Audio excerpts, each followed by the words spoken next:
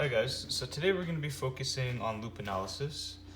Um, for loop analysis, basically we use KVL to solve for the currents in a loop branch circuit. So for example, this has three kind of loops. So we have this pocket, and this pocket. For this circuit in particular, we want to find VO. VO is just the voltage drop across a 6K resistor. So by convention, we draw the loops in a clockwise fashion, like this. So there's three loops. We'll label them 1, 2, and 3. For the branches that, or for the branches that are connected by two loops, I like to just automatically put the terminals in. So this will be Vx. This will be the voltage drop across this dependent current source. And we'll say the current going here is a voltage drop 2. And we'll say the current is going down the 3K resistor, which is another voltage drop. So let's start with loop 1. Loop 1, since the current is going to the negative terminal of the 10 volt source, we'll say negative 10, plus it's going to the positive terminal of the 2K resistor and the positive terminal of the 3K resistor. So voltage drop for that is just I1 times 2000 plus I1 times 3000 plus the voltage drop of the dependent current source, which is Vx, plus the voltage drop of the 3K resistor, which is, since the current's going down, we'll do a positive sign, which is just I1 minus this loop here, I3, times the resistance, 3000, plus, since going to the positive terminal, the 8 volt, plus 8 equals 0. Okay, so that's one loop here. We're not going to simplify that yet, but we will at the end of the video.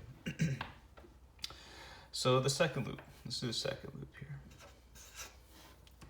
And the second loop, since it's going into the negative terminal of the dependent current source, we'll say negative Vx. It's going to the positive terminal of the 4K resistor, plus I2 times 4000, going to the negative terminal of the voltage supply, minus 12, plus, since it's going to the positive terminal and the current is going that way of the 6K resistor, we'll say plus I2 minus I3, since I3 is opposing this current, times the resistance, 6000, and we set that equal to 0.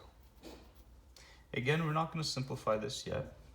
I'm just going to put the loop equations first, and then we'll simplify.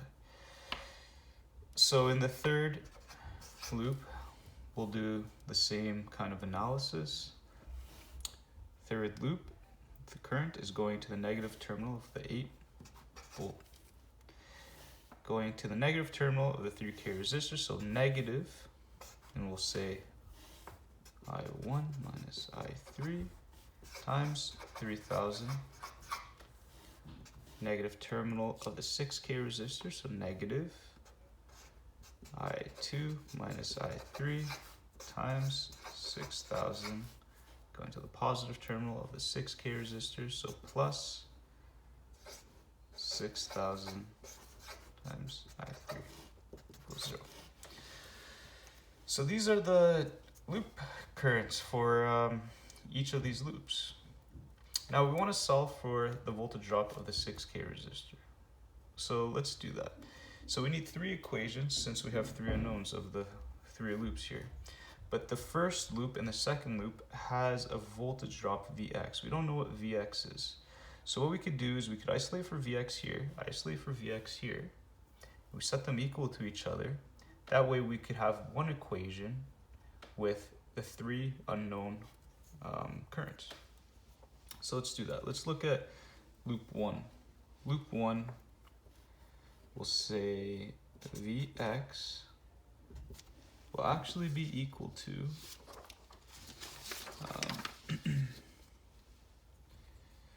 will be equal to 2 minus 8,000 I1 plus 3,000 I3.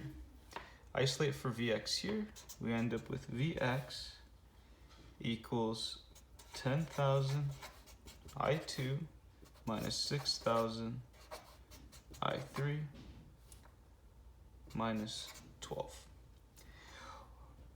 When we'll put Vx equal to Vx, and then we could have an equation with these three unknown currents. So if we do 2 minus 8,000 I1 plus 3,000 I3 is equal to 10,000 I2 minus 6,000 I3 minus 12.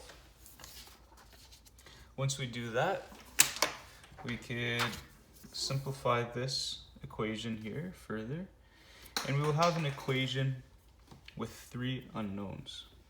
So let's go ahead and do that. And if we do that, we end up with 8,000 I1 plus 10,000 I2 minus 9,000 I3 equals 14.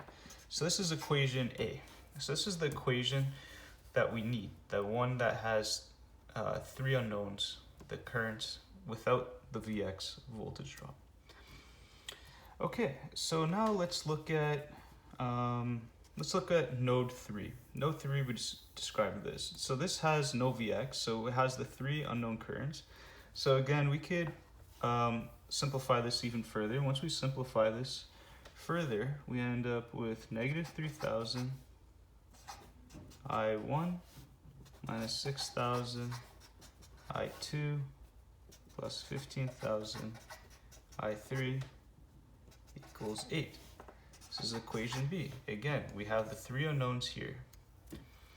Okay, so we have two equations, but we have three unknowns. So we need another equation. So the other equation that we could get is actually, since this dependent current source. So this depends on Ix, 0.5 Ix. So that means that Ix, we have to find what Ix is. Well, the current going through this loop right here is just I3. So this current actually poses Ix. So we could say I3 is actually equal to negative Ix, right? Or we could say Ix is actually equal to negative I3 since it opposes. Okay, so from that, from Ix equal to negative I3, we could look at the current going through this branch. So this current right here is actually the loop 1 current minus the loop 2 current. So I1 minus I2 is equal to 0.5 Ix, right? So 0.5 Ix is equal to negative I3. So now we have another equation. Let's simplify that even further. We end up with negative 1 minus I2, I1 minus I2 plus 0.5 I3 equals 0. So now we have three equations with three unknowns. Again, like nodal analysis, what we could do is we could set this up in a matrix, which I'll just do just for simplification. So equation A, we have 8,000, we have 10,000, negative 9,000. Equation 2, negative 3,000, negative 6,000, 15,000. Equation 3, we have 1, negative 1, 0.5. Set this up, I1, I2, I3 equal to 14, 8, and 0. So this is just a matrix. Again, we could do Gauss elimination to solve this, but our calculator that we have is really good and helpful for this. And we could click mode 3 times. We find equation, we click unknowns, which is 3, and then it will prompt you to find A1, A1, B1, C1, D1, and so on and so forth. With that, we hit equals, and we actually end up with I1 equal to I1 is equal to 1.11 times 10 to the negative 3 amps. I2 is equal to 1.86 times 10 to the negative 3 amps. And I3 is equal to 1.5 times 10 to the negative 3 amps.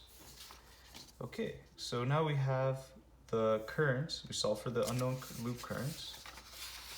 But again, we want to find what V naught is. So V naught is just equal to the current going through the 6K resistor, which again is I3 times 6,000 ohm resistor. I3 we got to 1.5 times 10 to the negative 3, so 1.5 times 10 to the negative 3 times 6,000, that equals 9 volts. So this analysis is really helpful to find the loop currents for a circuit that looks like this. Again, we could use nodal analysis as well for this, but for a circuit like this, it really depends on what type of analysis that you'd want or that you're comfortable with using. This one, the loop analysis, uses KVL, so we look at the voltage drops. For the nodal analysis, we look at KCL, so we look actually at the currents going through the resistive network. Perfect. All right. Thank you.